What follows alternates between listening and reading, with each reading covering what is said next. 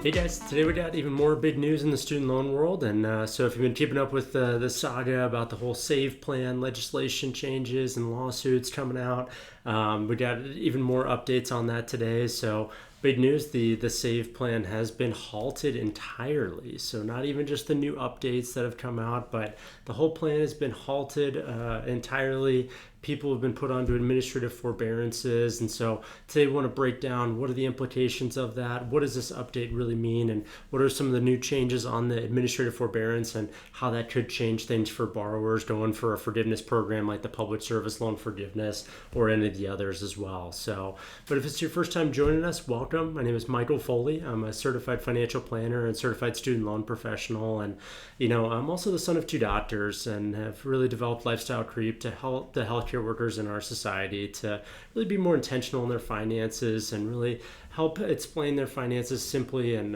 able to help them to make more educated financial decisions. So, let's dive in today. So, when we're looking at this update, the federal court actually came in, and like if you'd watched some of our previous videos, and I'll put a link to our previous video on this, but two different states escalated this to their lawsuits on the SAVE plan to the federal courts.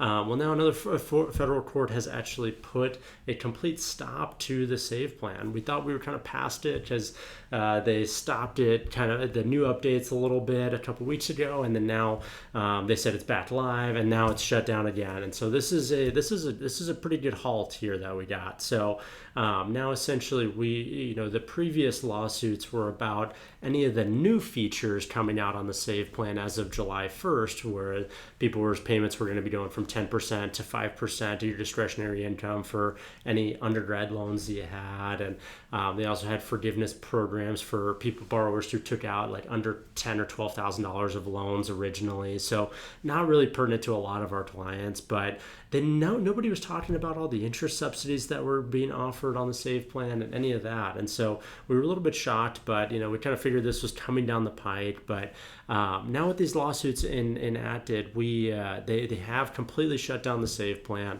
and they put everybody that was in a SAVE plan onto an administrative forbearance. And so typically during an administrative forbearance, after the new year, they came out with new provisions. They said that since there were so many changes with all the loan servicers and everything, that if the loan servicer puts you into an administrative forbearance, you're not going to have a payment due, you're not going to have interest due, and you're even going to continue getting credit for any of the forgiveness programs that you're tracking for. But in this new update, they specifically called out that the administrative forbearance if you're on the SAVE plan and put into an administrative forbearance, that time on an administrative forbearance is not going to count for the public service loan forgiveness program. So we attacked US, I think it was New York Times, I think put the article out last time that we talked about in the previous video, and they kind of casually threw that out, and then all the other sites were using them as a reference.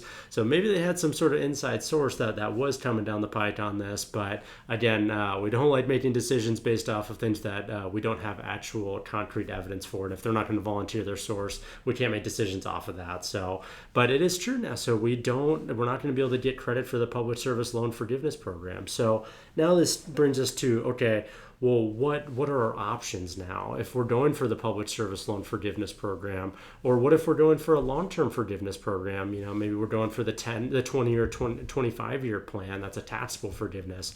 What should we be doing in that situation? And the general consensus when we're consulting with our board on this and looking at consulting with other certified student loan professionals, and this is a constantly moving landscape, so it's really tough to kind of stay on top of this. But our general recommendation is to sit tight.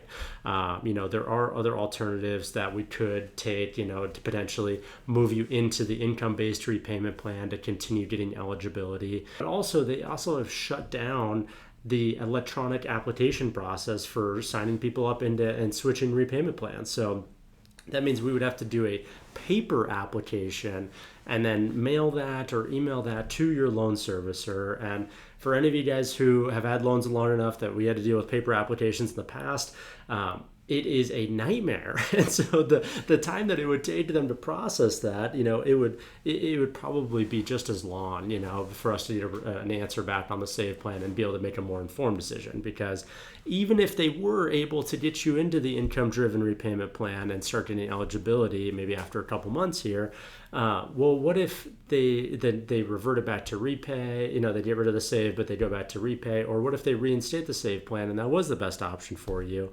Well, now, we're potentially stuck in this situation where we might have to actually, capitalize interest to get off of the income-based repayment plan back into the save plan or what have you. So long story short, we don't want to be reactionary with these updates. We really want to be thoughtful and make sure that we're being prudent in each decision that we make, especially knowing how much chaos is going on in the Department of Ed right now. And so we have to look at not only what is possible from a regulation standpoint, but also having the wisdom to understand that these loan servicers can only process so much, and they are not all up to date on this stuff. And so we got to be making decisions not based off of just what is possible, but what do we think the loan servicers are actually going to implement for us. So long story short, taking no action at this time is going to be the best bet. And so, but we do have some positive, speculations of what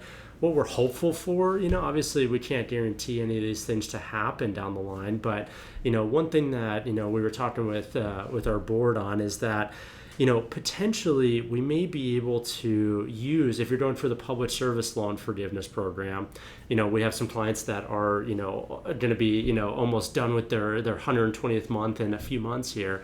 Well, potentially what we might be able to do is use that PSLF buyback provision that we talked about in a previous episode as well, that you could actually, if these 3 months are going to get you over the 120th month, we could potentially say, hey, I didn't want to be in the forbearance period, so let me cut a check for those 3 months to get retroactive credit and still finish on time. But again, the regulations that the public service or the PSLF buyback provision is a part of is on the same regulations that they're making changes to for the save plan and all these other things. So we can't really say for certain that these things are going to play to fruition, but we are hopeful that we could still use the PSLF buyback plan to hopefully get us retroactive credit and not have to switch plans or do things like that. But we'll see how that plays out. But the other thing too is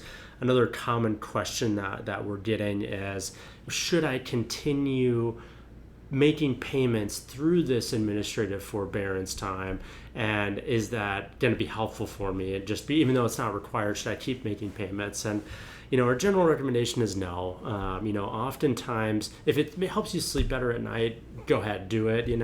However, there's not really, based off of the current regulation, there's not really a substantiated basis for doing so at this time, because they typically when you're looking at your loan record, they don't look at actual what payments did you make. They actually look at your loan status, and if your loan status is still in an administrative forbearance time, you're in an administrative forbearance, whether you make an additional payment or not. And so it's it may be for not if we do just make those extra payments. So again, recommendation is kind of to sit tight. Let's see how this all plays out.